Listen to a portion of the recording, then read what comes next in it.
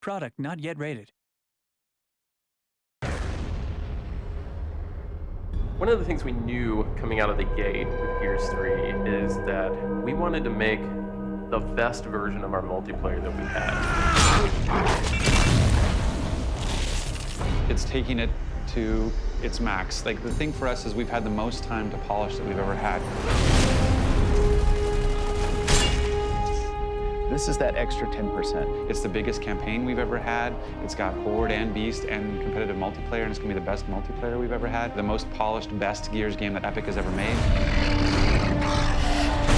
Day one, it's hard to ship an online game, and by having dedicated servers and a beta, we're doing a darn good job of making sure we hit it right day one.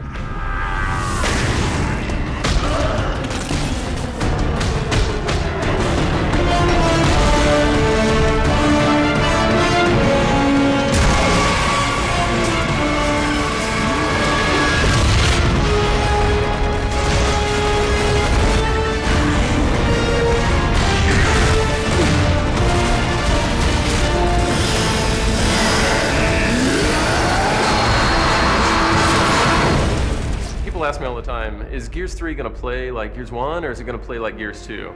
Gears 3 is going to play like Gears 3. Gears 1 was really fast, and we slowed down Gears 2 a little bit in terms of trying to, again, to make it more accessible. And we felt like, I think a lot of feedback we've gotten from players is that we felt like the pendulum swung too far, and so we've found this middle ground. I think we found the sweet spot.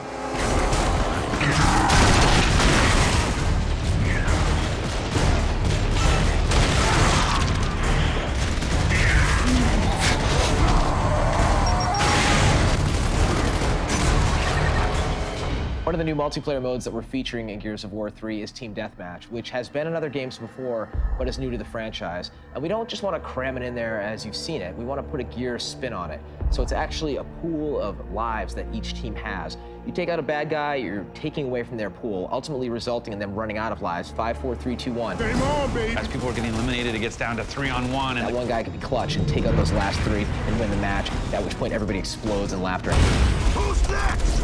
Now that we're at the 3rd game in the series, we can have some of these unlocks that allow us to play with the formula a little bit. People don't necessarily want to just represent themselves in a fiction, appropriate way. The fact that people want to have a pink Lancer, and they want to shoot people with a pink Lancer because they think it's funny or whatever it may be. One of the incredible benefits of being able to do a beta for this multiplayer is that it's going to allow us to polish the entire multiplayer experience. We have put so many hooks in this game to know how many people are being hit with which weapon's doing the most damage, who's being downed on which part of the map, who's being executed, are people executing. All of the stuff is being compiled in the back end so we can look at that and make a proper decision about how to balance the full game.